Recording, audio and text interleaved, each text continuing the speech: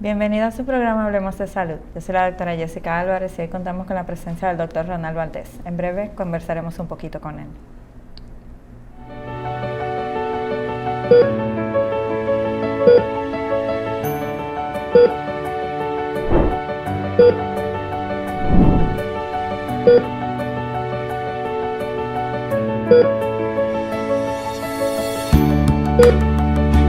Senazata.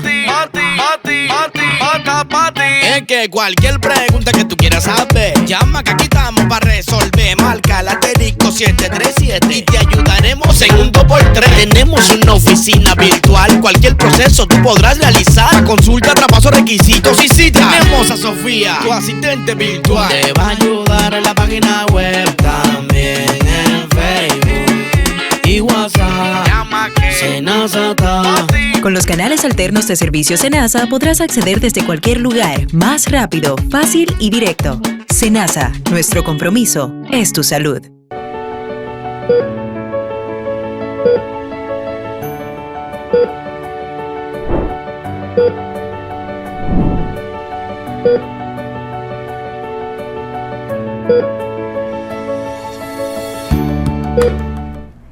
Como dije anteriormente, hoy contamos con la presencia del doctor Ronald Valdés. Doctor, un placer tenerlo nuevamente en nuestro programa. Gracias, doctor, el placer es mío. Doctor, hoy vamos a tocar un tema bastante importante y también como que ha tomado mucha alarma en nuestro país, que es la epidemia que ha habido de enfermedades renales, sobre todo en pacientes muy jóvenes. ¿Cuáles son las estadísticas que se están manejando en nuestro país de estas enfermedades? Muy buena pregunta. Realmente sí, es una epidemia que todos los años es más alarmante. Sí. Como usted bien dice, en pacientes incluso jóvenes, que uno piensa, bueno, en jóvenes no es tan frecuente las enfermedades, sí, pero sí la enfermedad renal. Contamos con una estadística de años recientes, incluso del año pasado, donde nos menciona que 10% de nuestra población padece de enfermedad renal crónica. Sobre todo, pero esta población viene siendo una población adulta envejeciente o sí está incluida toda la cantidad de jóvenes que están sufriendo ahora mismo. No es exclusivo para envejecientes. Esta enfermedad realmente no respeta la edad. Sí. Puede aparecer en cualquier rango de edad, desde pediátricos hasta ancianos. Sí. ¿Hay alguna causa que se encuentre relacionada con este aumento? Sí. Hay varias causas de la enfermedad renal. Las principales son la hipertensión arterial y la diabetes. Sí.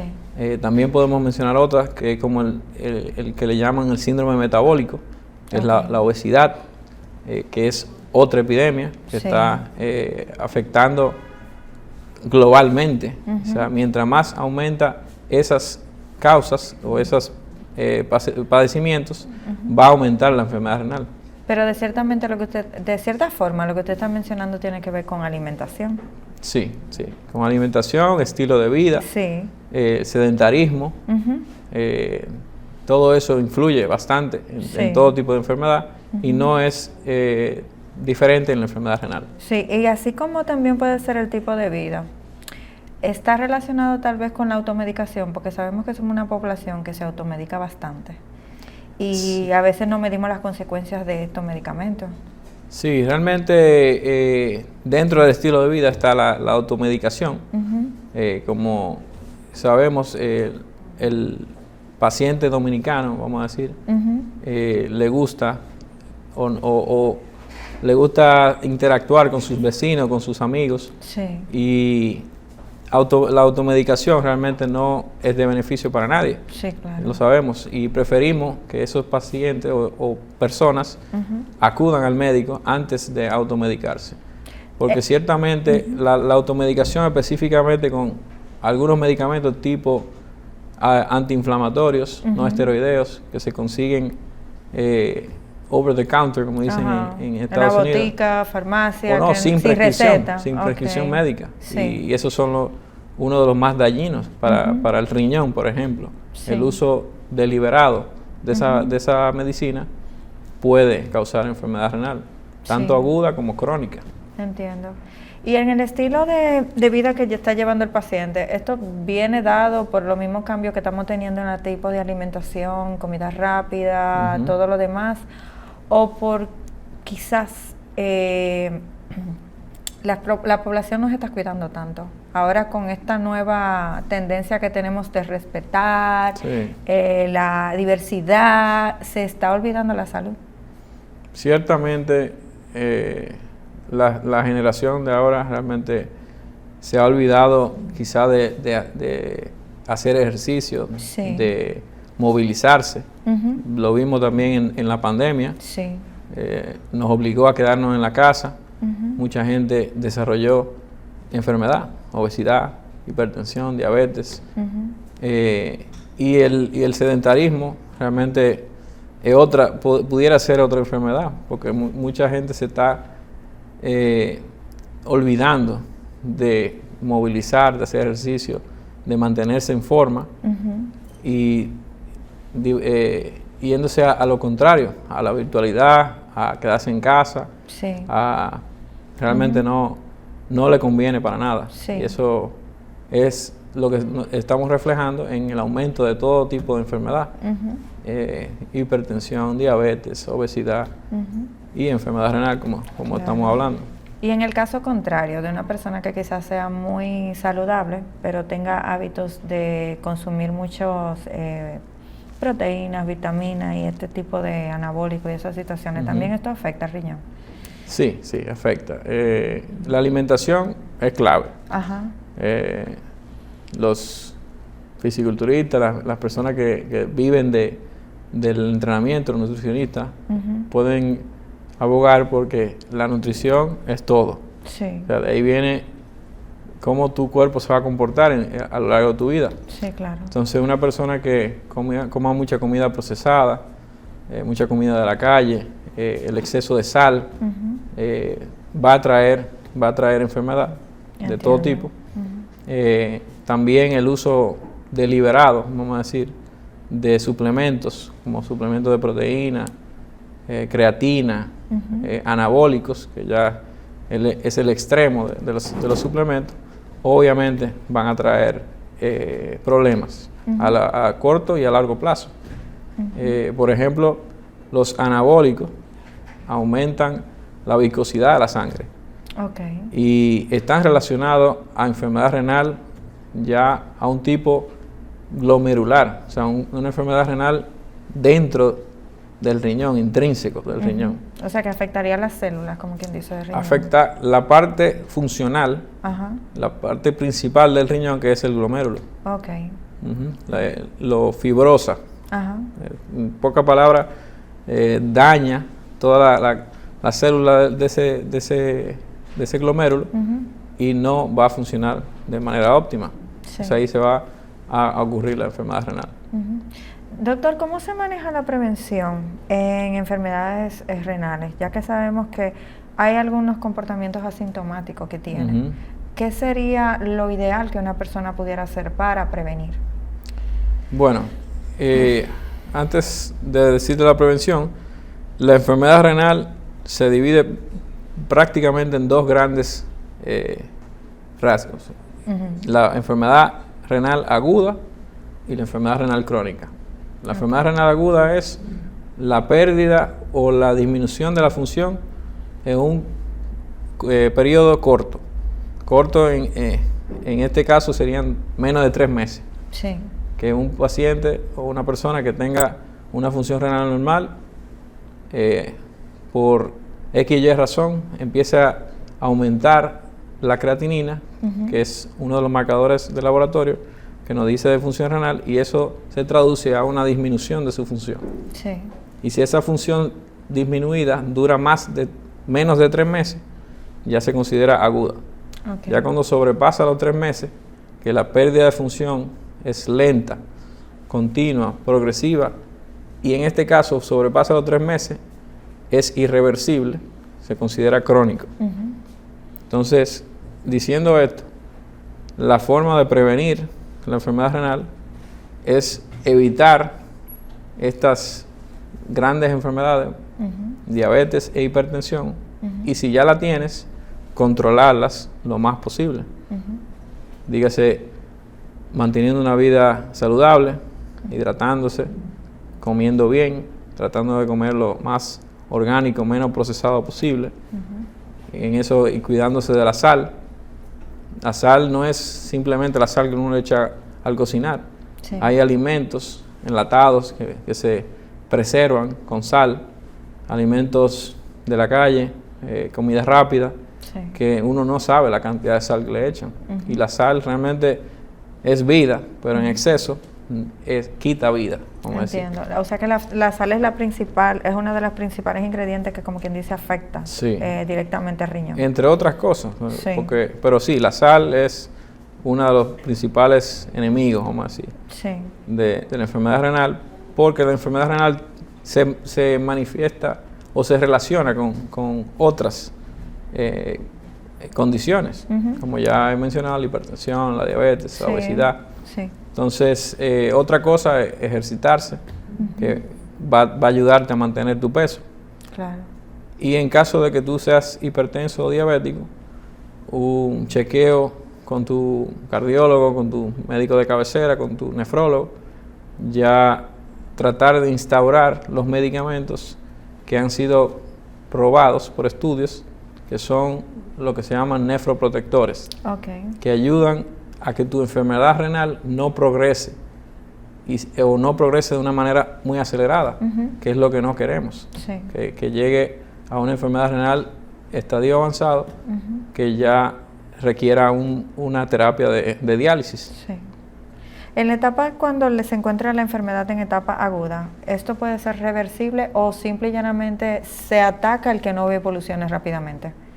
No, correcto, es reversible o parcialmente reversible.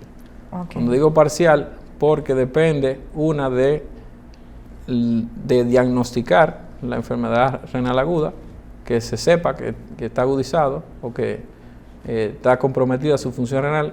2, identificar la causa y deshacerse de esa causa lo más pronto posible. Sí.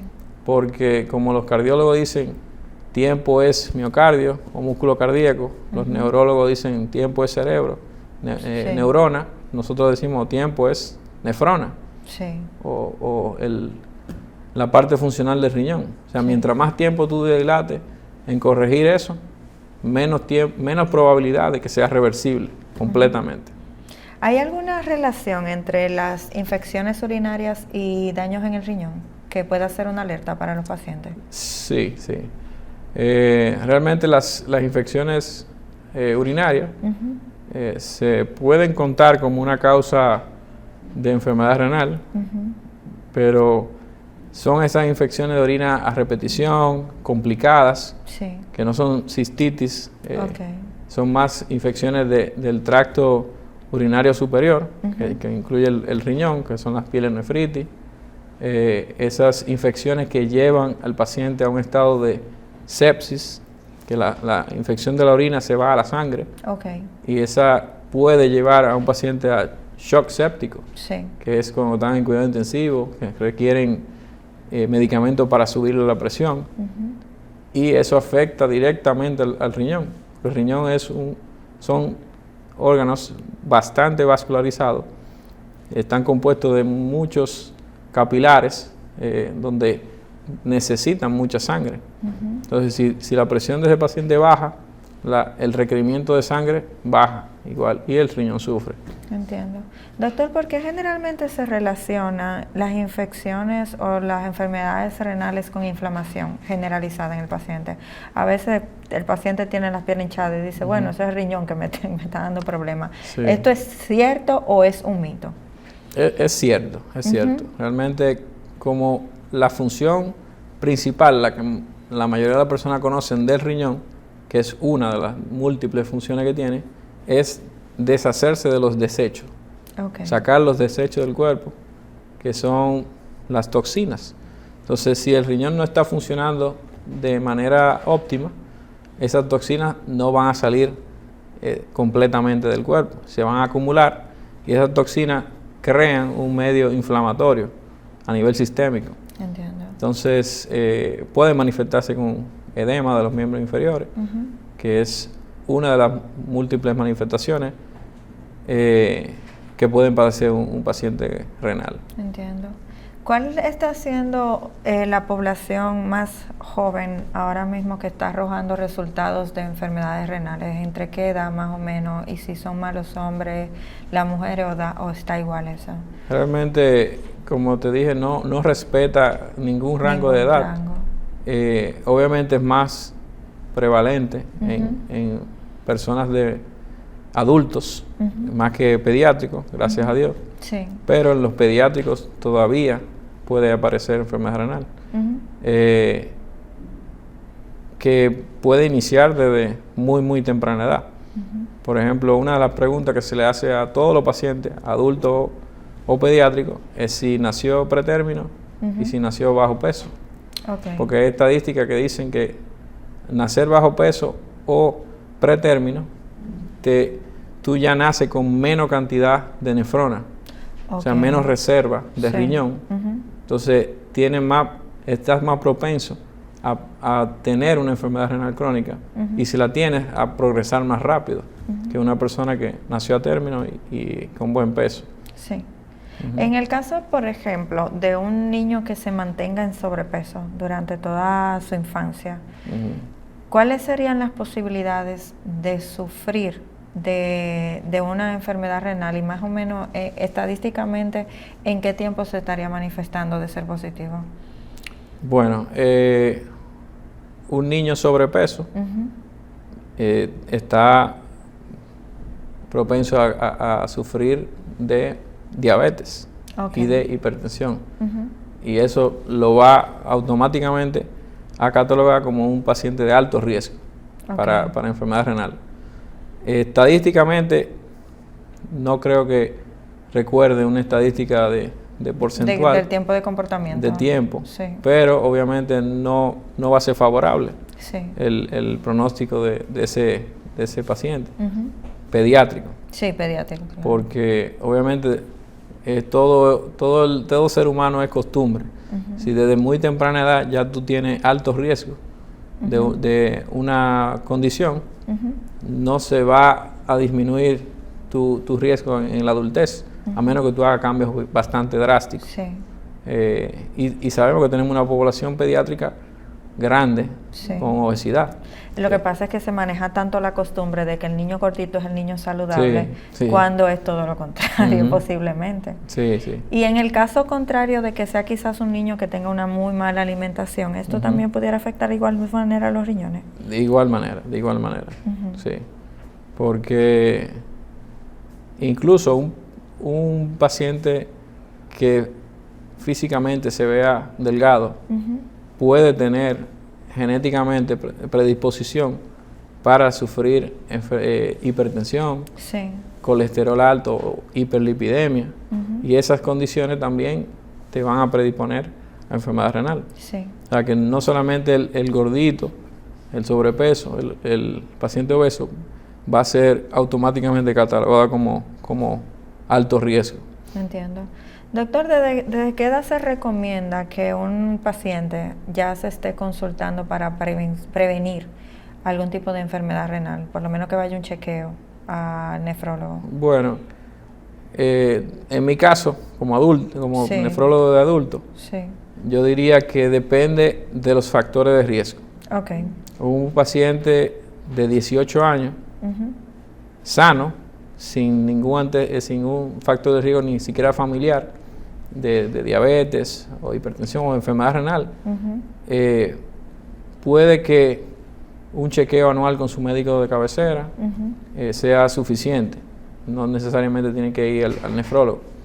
Pero un paciente de 18 años con diabetes tipo 1 debería su médico de cabecera hacerle un examen enfocado en los riñones, en ver cómo está su función renal.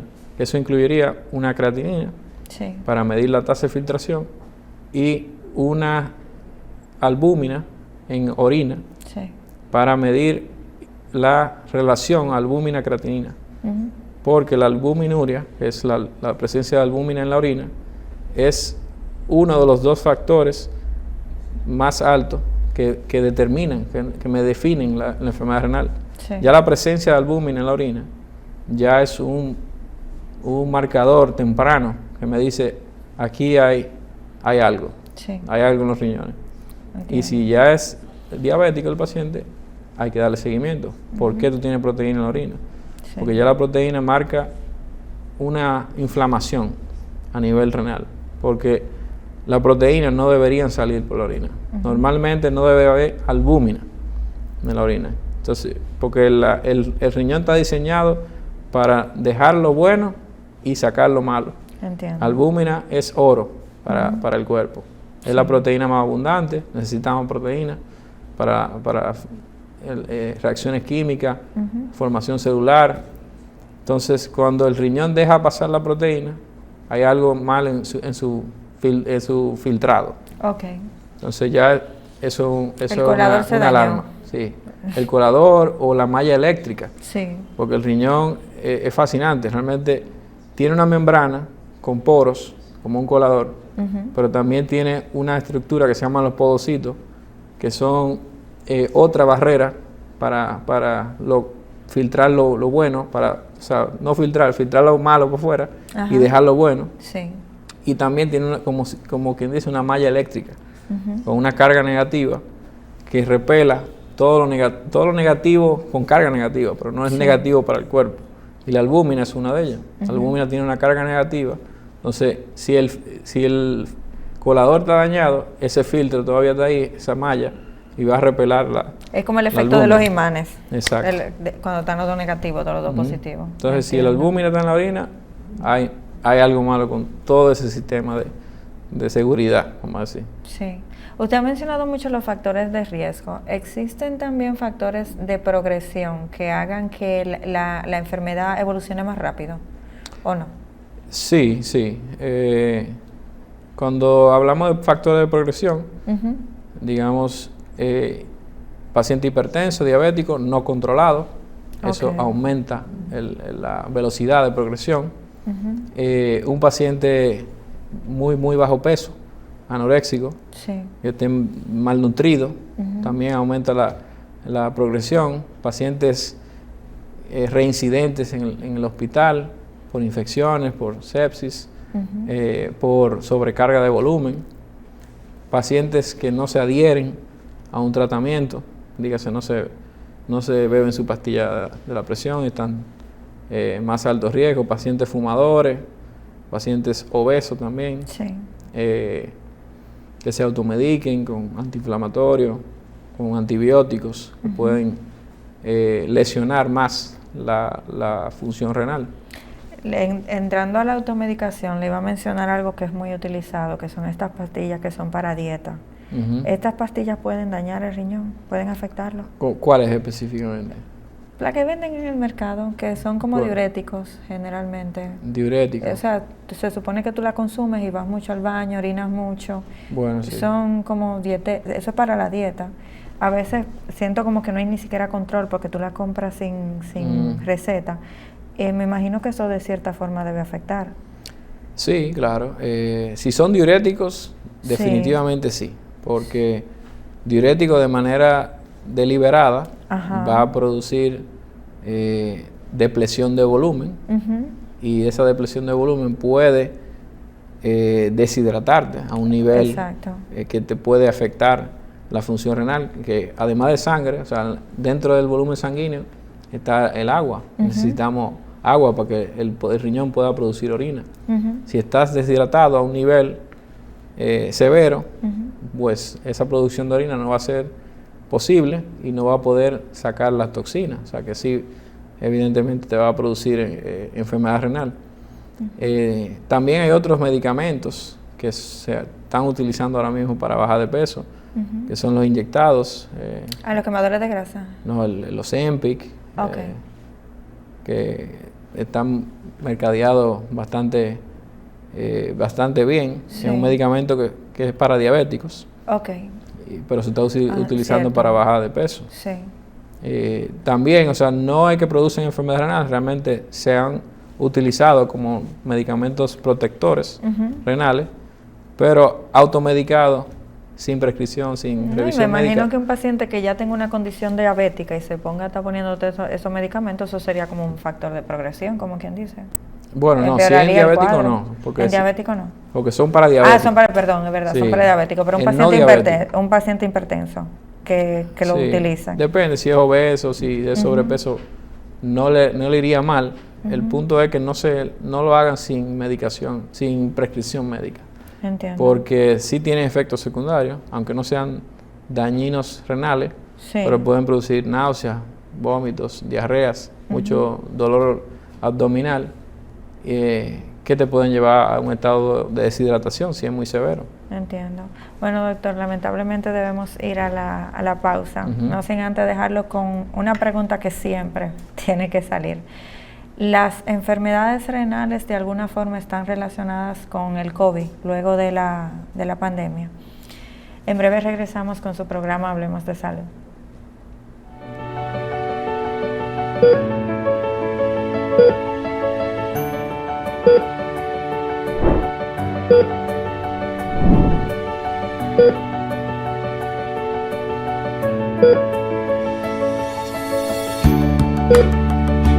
Inicia el cambio en la seguridad vial en República Dominicana. Desde el Intrant estamos implementando el proyecto Intersecciones Seguras. Las provincias a intervenir son el Gran Santo Domingo, La Romana, San Pedro de Macorís, Higüey, Nagua, San Francisco de Macorís, La Vega, Bonao y Santiago.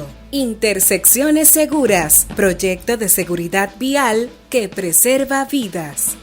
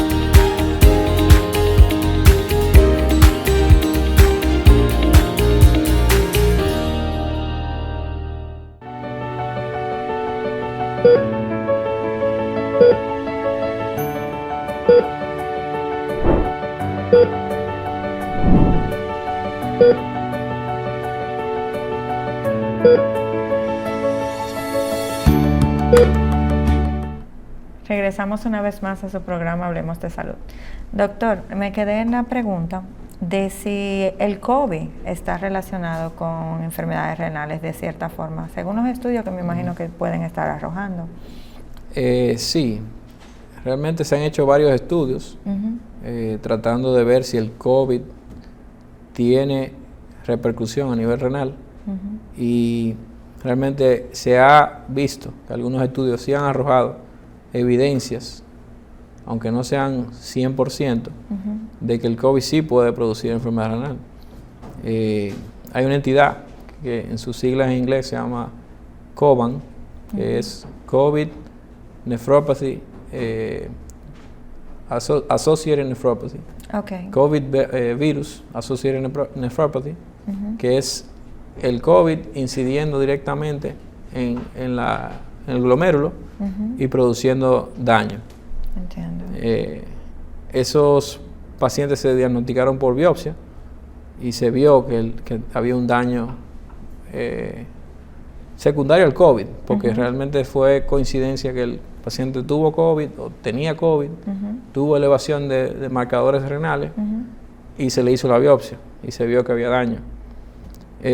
Pero decir 100% Sí. que fue por COVID no es posible. Pero en estos pacientes, ¿eran pacientes que ya tenían condiciones sistémicas de diabetes o...? Algunos tenían condiciones ¿En secundarias. pacientes sanos también salían que no Y tenían habían condiciones? pacientes sanos que sí. O quizás no estaban estudiadas las otras condiciones. Exacto. Por eso digo que no era 100%, porque puede ser que esa persona tenía una condición preexistente y no la habían diagnosticado y casualmente tuvo COVID, le hicieron esa biopsia y salió. Sí. Como hay otras personas que realmente es controversial, pero se ha relacionado a la vacuna con enfermedad renal. Sí. Como dicen, enfermedad cardíaca también. Exacto. Sí. Que también es muy difícil probar realmente si fue el COVID, la vacuna, o simplemente fue otra cosa. Según desde su experiencia, independientemente que haya pasado el COVID, ¿se veía venir este aumento de enfermedades renales en pacientes, o sea, en la población de esta forma? Sí, como todas las entidades, se está viendo un aumento progresivo. Diría que no se ve un fin o un cambio drástico, porque todas las malas costumbres, vamos a decir, no están cambiando. Sí. Seguimos comiendo mal, seguimos apoyando el sedentarismo. Entonces, esas malas prácticas van a traer enfermedad. Y como ya sabemos, la enfermedad renal depende de otras entidades. Es una población muy pequeña que tiene enfermedad renal primaria, que de muy pequeña edad empezó a sufrirlo, o fueron entidades que en medicina se llaman idiopáticas, no se sabe la causa, pero tienen enfermedad renal y no sufren de nada más, que sería muy, muy raro. Sí. Pero sí, como estamos viendo, un aumento de todo, cáncer, enfermedad renal, no se excluye. Sí. En la parte del sedentarismo, estamos viendo producto de la misma población que está engordando mucho. Estamos viendo mucha cirugía para disminuir, así como tenemos esas dietas flash para rebajar. La cirugía, el rebajar ante un procedimiento quirúrgico, ¿ayuda o sigue el curso normal en una enfermedad renal? Va a depender. Realmente depende si un paciente tiene una obesidad clase 1, 2 o 3, que ya puede ser, es un factor de riesgo, de alto riesgo para padecer enfermedad renal, le va a ayudar. O sea, hay una entidad que todavía está en estudio, que es la obesidad causando enfermedad renal. Porque simplemente, en pocas palabras, el paciente obeso tiene una superficie corporal más grande que un paciente flaco. Entonces el riñón no va a crecer de manera espontánea, pero en esos pacientes el riñón trabaja de más para poder filtrar un volumen corporal, una superficie corporal más grande, y los riñones se aumentan de tamaño, a veces no morfológicamente, pero sí internamente. Y ese aumento de tamaño no es una adaptación buena, es una adaptación mala, una mala adaptación. Eso es como cuando crece el corazón también, exacto, que no es positivo. Entonces, si crece el glomérulo, trabaja de más, a la larga va a tener enfermedad renal. Entonces, en esos pacientes que drásticamente o paulatinamente mejoran su peso, ya sea con cirugía, dieta, cambio de estilo de vida, se van a ver favorecidos, van a disminuir su riesgo de enfermedad renal. Entiendo. ¿Qué tan progresivo pasa un paciente de una enfermedad aguda a una crónica? Bueno, hay que darle 3 meses para clasificarlo como crónico. Está la enfermedad o la insuficiencia renal aguda, que es una pérdida de esa función de manera aguda. Luego de un periodo de 7 días hasta los 3 meses, o después de 30 días, hasta los 3 meses, se cataloga como enfermedad renal aguda. Entonces, todo ese periodo se está buscando la causa y cómo corregirla. Si vemos que a los 3 meses todavía el paciente no ha recuperado su función renal antigua, ya se cataloga como crónica. Sí. Doctor, entre las cosas que siempre están mencionando los pacientes, serían como si fuera tabú o no, en verdad, pero me imagino que tiene que haber una relación. Un paciente que no vaya mucho al baño o que quizás aguante mucho la orina, ¿puede dañar los riñones? ¿O puede tener un cuadro de riñón dañado y eso no le permite quizás ir al baño con la frecuencia que iría una persona que está sana? No creo que de esa forma. Ajá. Sí, el retener la orina, Ajá. el no ir al baño cuando el cuerpo te lo pide, Sí. te predispone a infecciones. Okay. Que lo vemos muy comúnmente en el sexo femenino. Uh-huh. Entonces, sí, las infecciones, como hablamos anteriormente, sí te pueden predisponer. Uh-huh. Las infecciones a repetición, y si esa infección migra y se complica, Uh-huh. puede predisponerte a enfermedad renal. Entiendo. Pero no, una persona quizás no pueda retener tanto la orina Uh-huh. para que se cree lo que se llama hidronefrosis, Sí. que sería el paso retrógrado, que la orina en vez de salir se devuelva Sí. y vaya a los riñones y hinche el riñón. Entiendo. Ya tendría que ser otra entidad, dígase una piedra Okay. en el riñón que tape el conducto de salida. Uh-huh. Esa orina se devuelve y hincha el riñón. Eso sí puede dañar el riñón si no se corrige, Uh-huh. como una masa, como a veces cirugías. Una cirugía, el uréter, que es el conducto, se puede lesionar y producir esa obstrucción y a la larga, si no se corrige, obviamente sí, dañaría el riñón. Uh-huh. En Sedima ustedes tienen una jornada Ujú. que viene con respecto a estas enfermedades. ¿En qué consiste la jornada? Bueno, es la jornada de Juan Manuel Taveras, de Sedimat. Se celebra todos los años. Realmente tuvimos una pausa ahora en la pandemia, Sí. donde hicimos otras actividades más pequeñas de manera virtual. Uh-huh. Y este año volvemos a lanzar la jornada Juan Manuel Taveras de manera presencial. Okay. Se va a celebrar el 9 y el 10 de noviembre, donde vamos a tratar la parte de nefrología Uh-huh. y cardiología, Ok. y al igual que infectología. Son temas de suma importancia. Están conectados unos con otros. Sí, realmente sí están conectados. No fue coincidencia. No Realmente creo. El corazón y el riñón Exacto. van de la mano. Exacto. Y la infectología obviamente abarca todas las infecciones Uh-huh. que también repercuten en ambos órganos. Pero de la parte de nefrología vamos a hablar de la enfermedad renal crónica, Uh-huh. de su epidemiología, de su diagnóstico y manejo. Uh-huh. Dentro de la enfermedad renal crónica también vamos a hablar de la diabetes en el riñón, Uh-huh. sus terapias, la terapia de las más nuevas terapias de esa entidad, Okay. cómo se trata, qué ha cambiado, Sí. que realmente en los últimos 20 años ha cambiado muchísimo Sí. el manejo de esa entidad. También hablaremos de las glomerulopatías, que son las enfermedades propiamente del riñón. Uh-huh. Enseñaremos biopsias, tratamientos.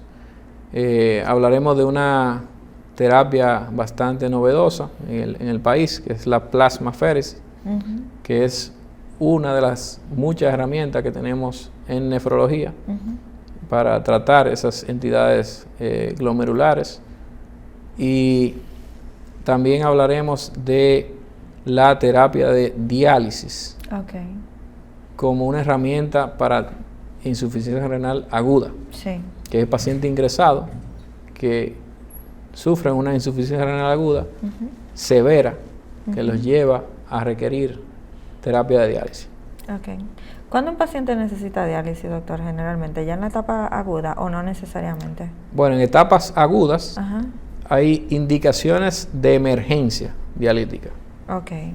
que todo médico debe sabérsela. Uh-huh. Son la sobrecarga de volumen, Uh-huh. cuando un paciente no está orinando y se está sobrecargando, valga la redundancia, o Saturándose. llenando de líquido. Sí. Está muy dematizado, los pulmones tienen líquido, el abdomen y no está orinando el paciente, o sea que hay que conectarlo a una máquina de diálisis y sacarle ese líquido conjunto con las toxinas.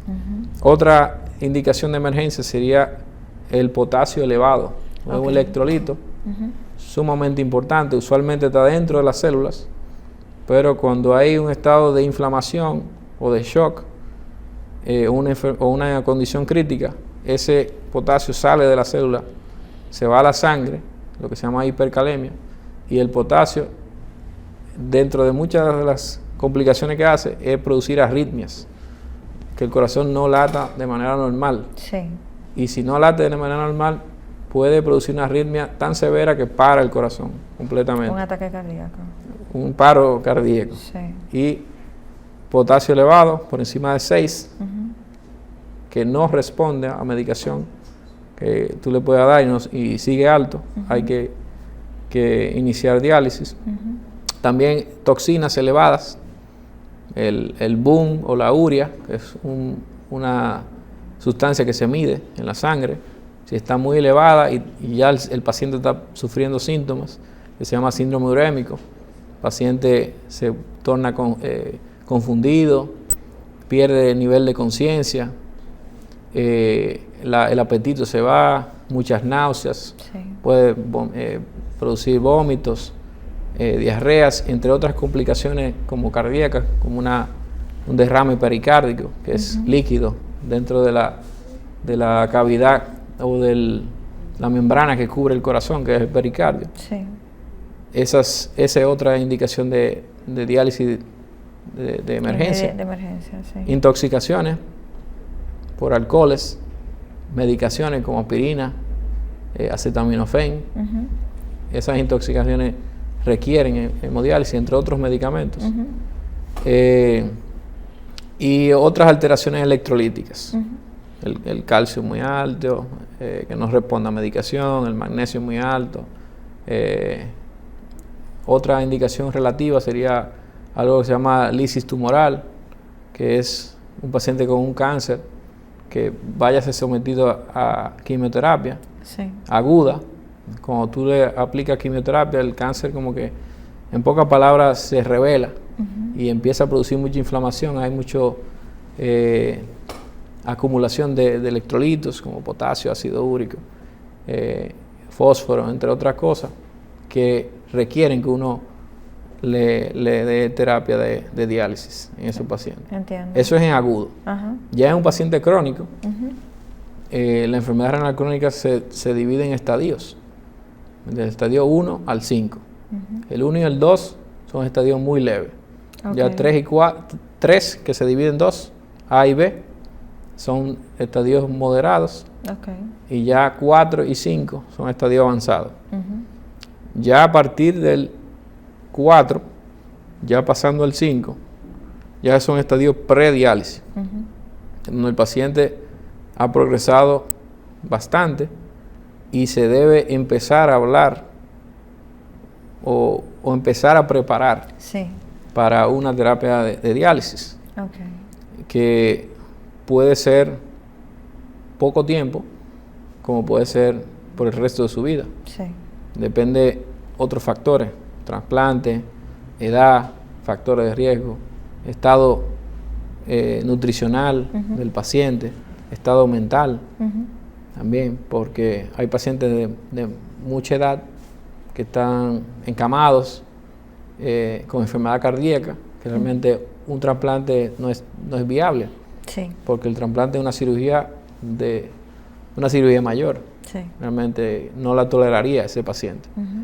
Pero un paciente que se evalúe en una consulta de trasplante, la cual es sumamente importante porque evaluamos 2 personas, ya sea el donador o el donante y el receptor, donde tratamos de ver si el receptor toleraría una cirugía, cómo está su condición general, cardíaca, gastrointestinal, psiquiátrica o psicológica, urinaria.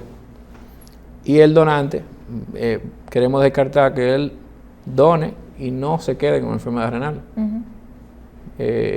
y también tolere una cirugía, que no tenga factores de riesgo, específicamente para enfermedad renal, pero también para otras, o sea, que no sea diabético, si es diabético controlado, que no sea obeso, que no sea hipertenso, todo eso para poder beneficiar a ese paciente que ya está en un estadio avanzado, está en hemodiálisis o en diálisis peritoneal, y queremos recolocarlo como un paciente con una enfermedad renal más leve. Sí. Esa es la única, vamos a decir, alternativa de regresar el estadio de una enfermedad renal crónica, que como ya sabemos es irreversible. Sí, pero cuando un paciente se somete a un trasplante, como quiera debe seguir recibiendo tratamiento, quizás diálisis cada cierto tiempo, o vuelve a reincorporarse a una vida normal.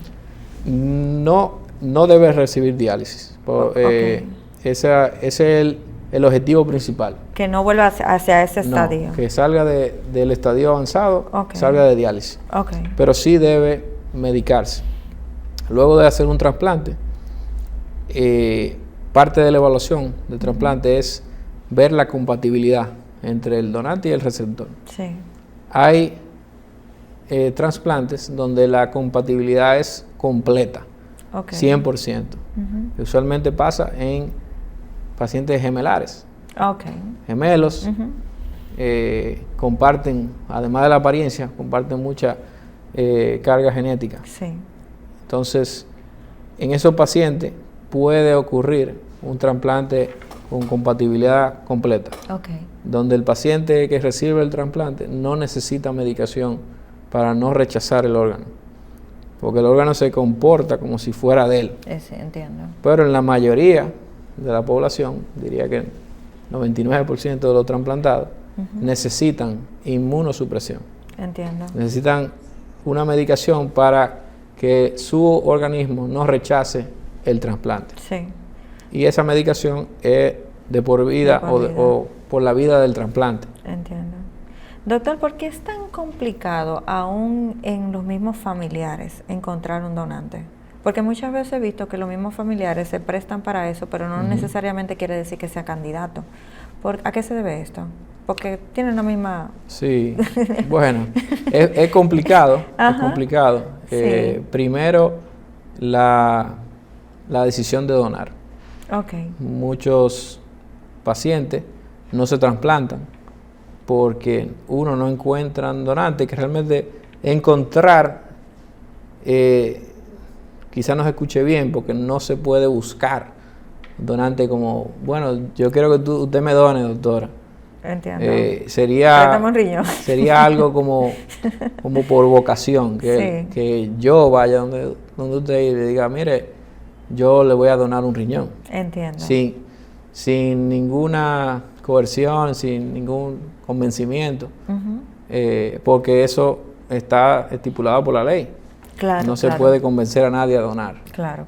Porque, como dice la palabra, donar. Estamos donando sin un precio. Te estás desprendiendo de algo tuyo. Exacto. Entonces, luego de que se decide eso, hay que hacer las pruebas de compatibilidad. Una es la prueba de tipo de sangre. Sabemos que hay 4 tipos de sangre: A, B, AB y O. Entonces, depende de la compatibilidad ABO, que es el tipo de sangre. Si yo soy B y usted A, no somos compatibles. Entiendo. Entonces, el órgano va a tener anticuerpos contra otro tipo de sangre. Entonces, puede haber rechazo. No significa 100% que no se puede trasplantar. Significa que el trasplante va a ser más complicado. Y puede haber un más alto riesgo de rechazo. Entiendo. Que es lo que nosotros los nefrólogos trabajamos para que no suceda. Queremos que el trasplante se haga y que no se rechace. Sí, claro. Entonces, lo otro es la otra parte de la compatibilidad, es la histocompatibilidad, que ahí depende de otros factores. ¿Qué antígenos y qué anticuerpos ha desarrollado tu organismo? Por ejemplo, ¿cómo uno desarrolla anticuerpos y antígenos? Transfusiones sanguíneas. Si te realizan una transfusión, te están poniendo sangre de otra gente, Entonces tu cuerpo va a desarrollar anticuerpos contra ese tipo de sangre. Sí. Que puede ser la misma tuya, A, y tú eres A, Pero no es la tuya. tienen es la anticuerpos de otra de otro tipo. Sí. Y también, por ejemplo, abortos. Mujeres que han Ok. tenido mucho aborto. O embarazos. Porque tú formas otro ser humano dentro de ti que quizás no tenga la misma sangre que tú. Y va a desarrollar también anticuerpos contra esa sangre. Entonces, mientras más se exponen a esos transfusiones o en caso de embarazo, van a desarrollar más anticuerpos. Entonces, esos anticuerpos se miden y se comparan entre un paciente y otro y vemos cuáles comparten y cuáles no comparten. Okay. Los que comparten, muy bien.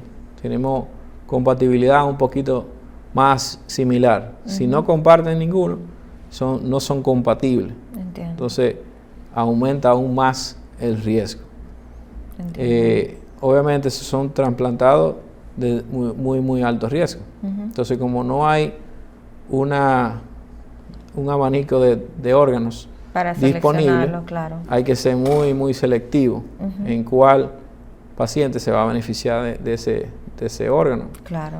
Y ahí va a la lista de trasplantes, en casos cadavéricos, que es diferente a lo vivo. Por ejemplo, el vivo, tú llevas a tu donante y si tú eres compatible con él, te hacemos el trasplante. Sí.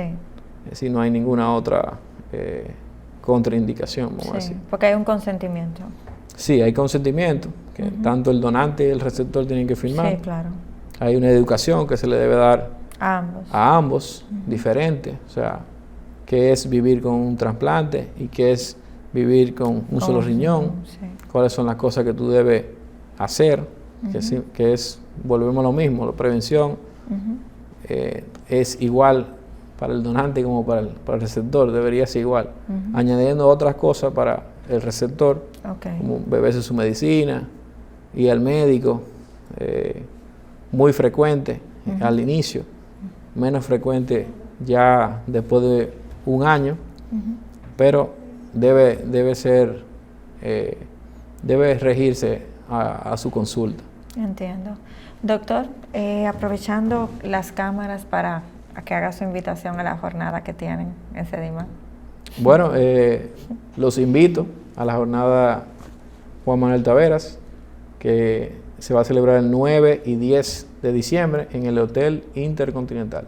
Si alguien de la población desea contactarlo, ¿dónde podría ir? Ya lo hemos mencionado varias veces, pero Sí, repítalo. bueno, yo laboro en Sedimat, en el departamento de nefrología, que soy el coordinador, y me pueden ubicar allá de lunes a viernes, horario completo. Perfecto, doctor, pues un placer haberlo tenido nuevamente en nuestro programa. De verdad que este tema como que salió de lo que generalmente uno habla. Es un tema bastante amplio, Es amplio, un y creo que abanico. duraríamos horas Entiendo eternas que hablando sí. de esto. Sí, claro que porque sí. no hay No tiene suficiente fin, tiempo no para hay tiempo dar ciertamente. toda la información. Pero para mí es un placer y un honor servir como vocero para Claro, para la educar. población y cualquier cosa estamos a la orden. Bueno, esto ha sido todo por hoy en su programa Hablemos de Salud y hasta un próximo encuentro se despide Jessica Álvarez.